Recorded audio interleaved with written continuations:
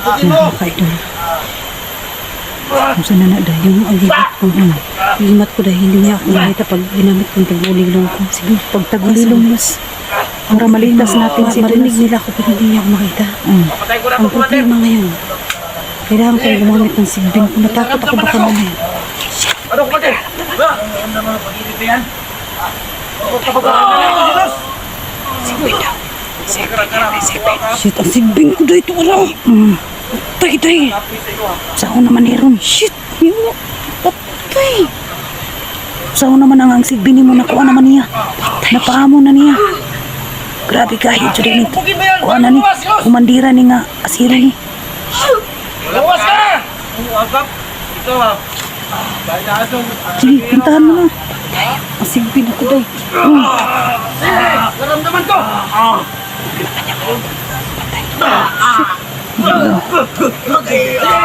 Bugin mo yan! Nakalabas yan! Ang sakit. Stop! Pinaglalaroan si Kulas. Pinaglalaroan nila si Kulas mga idol. Naramdaman ko! Patay shit. Dito na! Nandito ang isip ko. Pinuntahan ni Los. Napapaamo ko na to. Wala. Naamo na Ang ang ganda pala nito. Sige, bubugin mo yan. Mapapaamo ko itong sigbi niya. Lolo, paano na yan siya? Sige! Ito! May kasama! Habulin mo! Sige!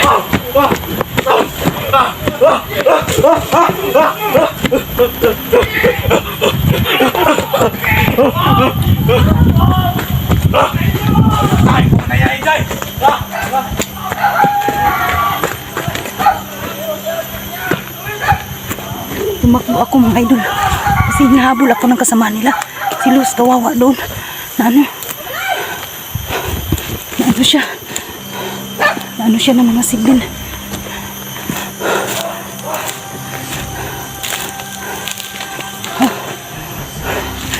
So yun mga idol no. Ano pala ang kumandir na yan. Napaamo niya ang sigbin ni Luz. Paano na yun? Ang naiwan na lang kay Luz yung agimat niya na hindi siya makita. Tapos nakapalakas ng kumandir asiro na yan.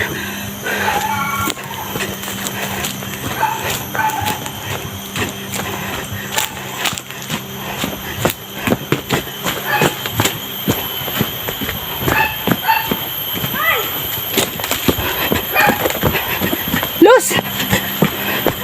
Dito ako! Lumalayo ako sa iyo!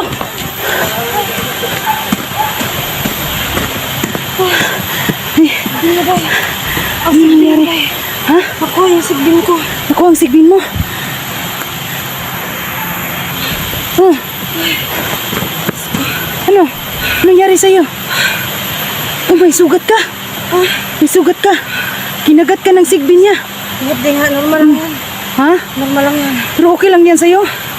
Kaya ko yan. May si Luz mga idol no? May sugat. Guys, yung... Kasi ang tapang din ng sigbin.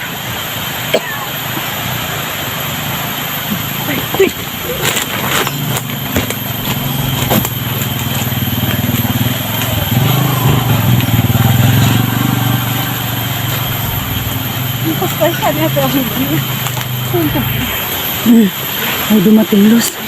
Oo. Pamilya na yun yung dinadala ba? Sino kaya yun no? So yun mga idol no? Tingnan nyo ang liig ni Luso at saka sa taingan niya. May sugat sa sigbin yan.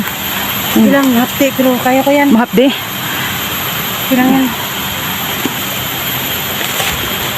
Kaya ko gamatin yan ay. Alam niyo mga idol, kayang-kaya na ni Luz yung kinagat ng sigbin niya. Kinakagat siya ng sigbin mga idol. Kaya niya yan. Kasi alam na niya kung anong gagawin, kung anong gamot dyan. So yun mga idol, no? Hindi namin basta-basta kunin si Kulas mga idol. Kasi ang tapang talaga ng agimat doon. Sa may tao doon. mga idol. Yun mga idol, no? Ngayon hapon na mga idol. Siguro mga idol, papauwi na lang kami. Babalikan na lang namin si bukas. Sa susunod na araw si Kulas mga idol. Kasi ang tapang talaga ng humahawak kay Kulas mga idol. Lakas talaga. Mas malakas pa kay Kulas. Mas malakas pa kay Luz.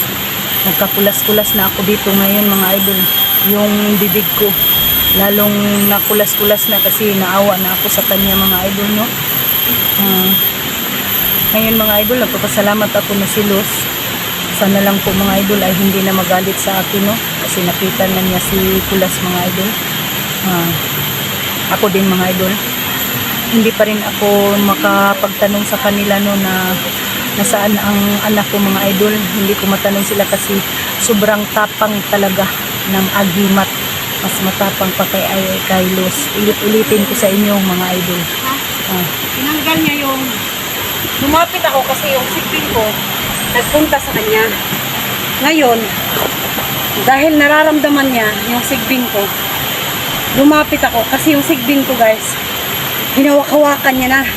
Oo. Inamon niya na. Nakita ko nga Luz eh. Magaling siya, hindi siya inaatake ng sigbin ko. Inamon niya, kita mo? Oo, Hindi mo nakita inaamo-amo yung niya. sigbin, pero meron siya ginaganon-ganon. Ginaganon-ganon niya sa kamay niya ba? Ngayon guys, Nakikita ko na. nakita niya yung Tapos sigbin ko. pinahabol niya ako sa isang Kaya ako tauhan niya. lumabas. Kaya po, napilitan akong lumabas. So yun mga idol, Napilitan tumatakbo akong ako lumabas kasi dahil nga sigbin ko may isang nakuha tao. niya.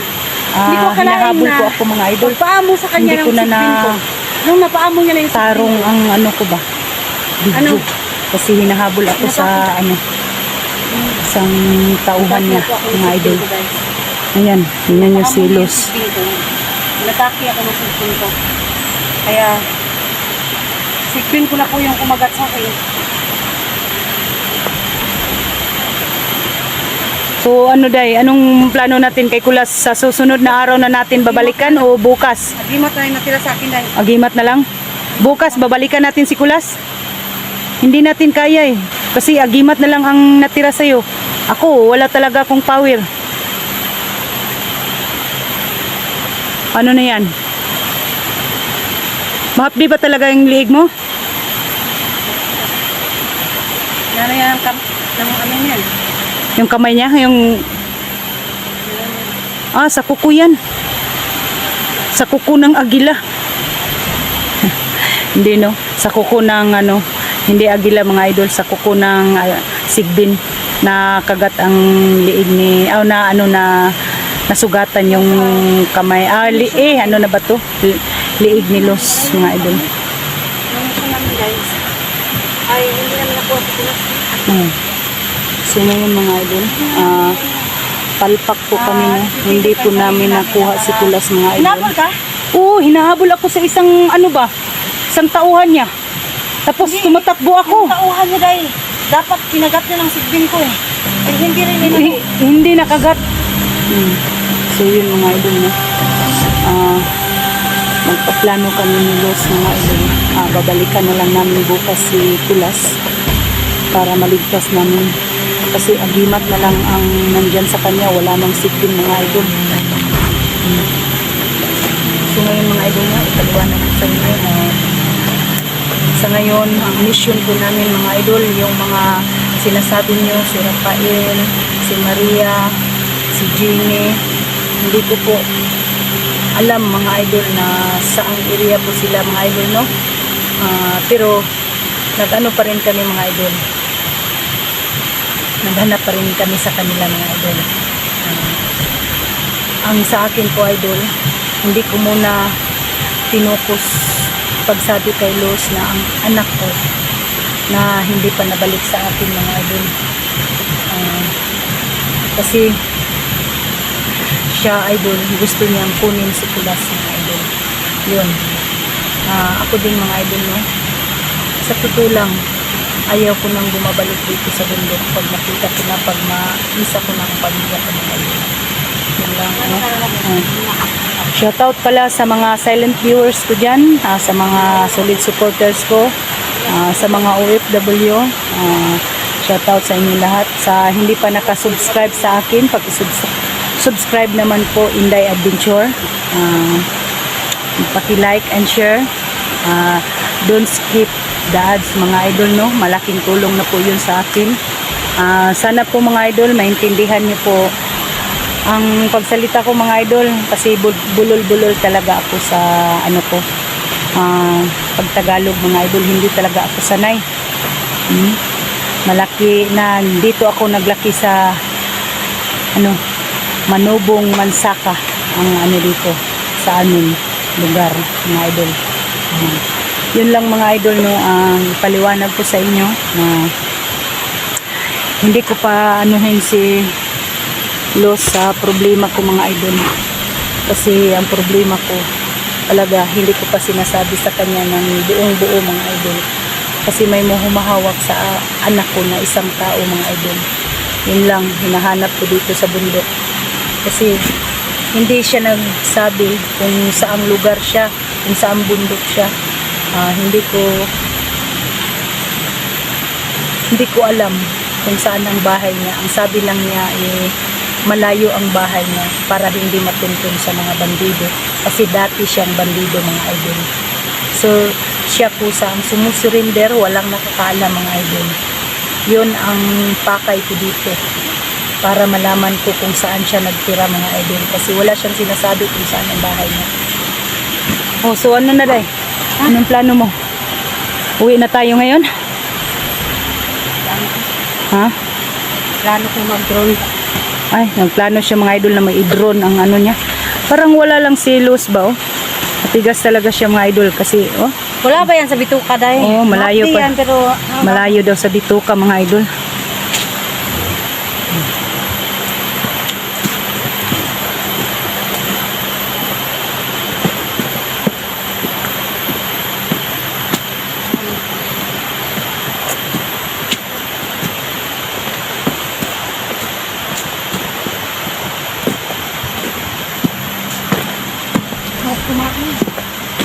Naghahanap si Los ng mga prutas mga idol. Alam nyo na, takaw to sa ano, prutas. Basta prutas na mga idol, matakaw talaga to. Babain to. Naghahanap na naman ng bungang lansunis na may mga ano ba, ulak or tagak.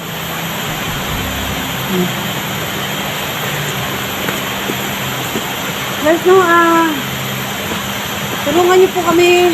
So yun mga idol, Bigyan po kayo ng mga komento, suggestion po. pray nyo po mga idol na wala nang masagupan namin pag uwi namin, no? Wala nang masagupan namin na mga bandido mga idol, no? Kung mayroon man, kung makausap ko sila, hindi sila magmatigas, kakausapin ko ng matino mga idol. Tatanungin ko kung nakilala ba nila ang anak ko nga si Janrel mga idol. Yun ang pangalan ng anak ko, Janrel at saka John Lloyd. Last na tong paliwanag ko sa inyo mga idol, no? About kay ano, Joselito at saka kay Bugart.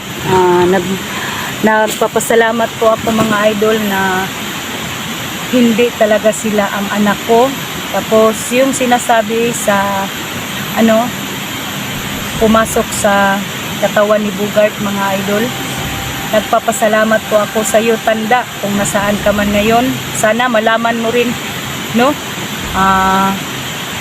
Wish ko sa iyo na pumasok ka sa katawan ni Los, kasi si Los may pumapasok sa kanya ng agimat. Sana lang po kung naawa ka sa akin, pumasok ka sa katawan ni Los para malaman ko na saan ang anak ko, may humahawak pa ba o wala na. Kasi ang isang tao na nagbigay sa akin, yung isang anak ko mga idol, na akala ko ay si Joselito, hindi pala. Yung isang anak ko, sabi niya sa akin, ito ang anak mo, Inday. Hindi ko lang ipapakita sa mga ibang kasama ko na vlogger, kasi hindi ako nag-surrender na walang kasama. Wala daw siyang kasama mga idol, siya lang. Siya mismo ang nag-surrender. Kaya mga idol, wala siyang sinabi kung saang bundok siya nagtira. Kaya hinahanap-hanap ko dito. Sana lang po mga idol, no, gabayan ako palagi ni Lord na makita ko ang anak ko. Sana tumigil na din siya sa pagkabandido. At saka yung susi ko talaga mga idol, yung isang tao na naghawak sa isang anak ko. Yun lang ang tatanungin ko sa kanya mga idol.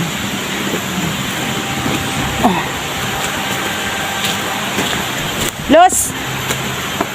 Ano na, Los? Ano na?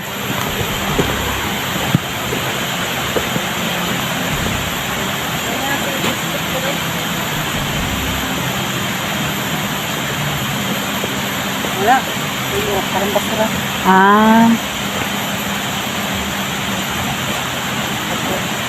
May ano, rambutan sana doon eh. Tapos? Wala, masira. Akala daw niya dyan mga idol is kampo. Hindi pala. Mga basura daw mga idol. Ano kayang tumitira dyan? Mga aswang siguro dyan mga idol. So yun mga idol, no?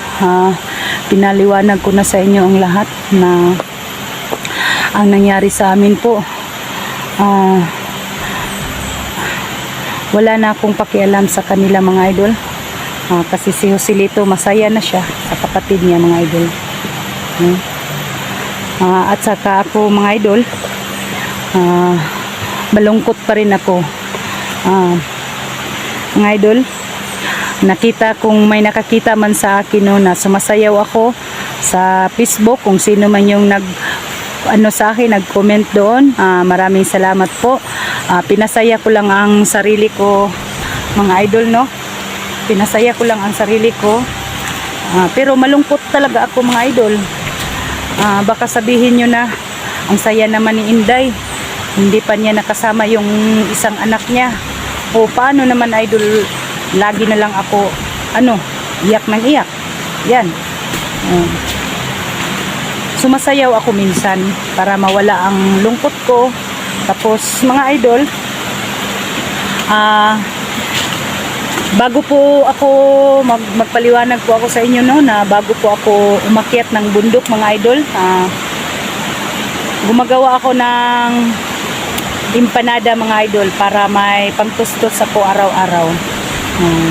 Hindi ko na lang ipinakita ang video ko idol, para malaman nyo na mayroon po akong trabaho sa Patag mga idol.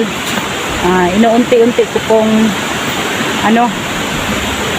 dito na ako sa baba mag-vlog mga idol, kung maano ko lang ang anak ko, makita ko ang anak ko mga idol. Ayaw ko nang babalik dito sa bundok, basta buo na ang pamilya ko mga idol. Ipakita ko sa inyo ang paligid mga idol, no? Grabe talaga itong pinupuntahan po namin. Naghahanap po kami kung saan ang mga dapat tulungan po namin mga idol. Si Rafael, si Jenny, lahat-lahat na po. Hindi ko na mabigkas lahat, no? Mga kasamahan po namin dati.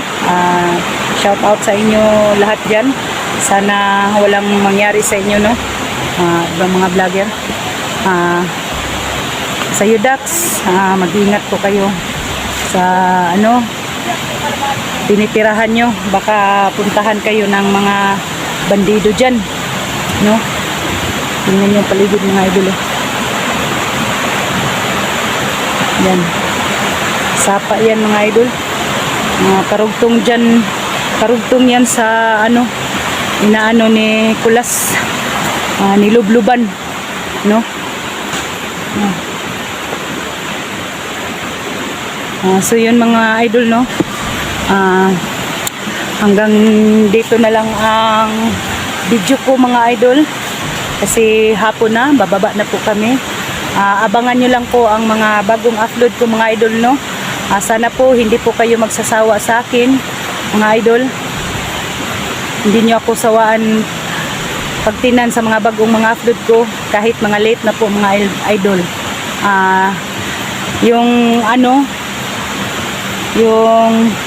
in-upload ko late talaga masyado mga idol, kasi sa sobrang busy ko. Pagdating ko doon sa bahay mga idol, pagka-uwi ko, mag-alaga pa ako sa anak ko na may sakit mga idol, no? May sakit na epilepsy mga idol. Tapos mag-prepare ako para pangluto ko mga idol. Luto ko empanada. Sawa ng Panginoon, maubos naman mga idol kasi may may delivery boy ako po mga idol. Ang niya sa akin, ibigay niya sa akin is 8 pesos. Kada piraso ng empanada ko mga idol is 10 pesos. Yun lang ang ko. Tapos isuhol ko sa ko mga idol, delivery boy ko. Yun ang pangkabuhayan ko mga idol. Kunting lang financial mga idol, pero nakakaraos din. Hindi ko na inaasahan mga idol na nagbigay sa akin ng pera, kunti lang pang pang bili ko ng mga ingredients mga idol. Hindi ko na babanggitin dito kung sino man siya. Maraming salamat po sa iyo idol na binigay mo sa akin na pang financial ko sa kapital ko sa mga ko idol, luto. Hanggang dito na lang po maraming salamat po. Sana hindi nyo i-skip ang ads ko mga idol. God bless all po sa ating lahat.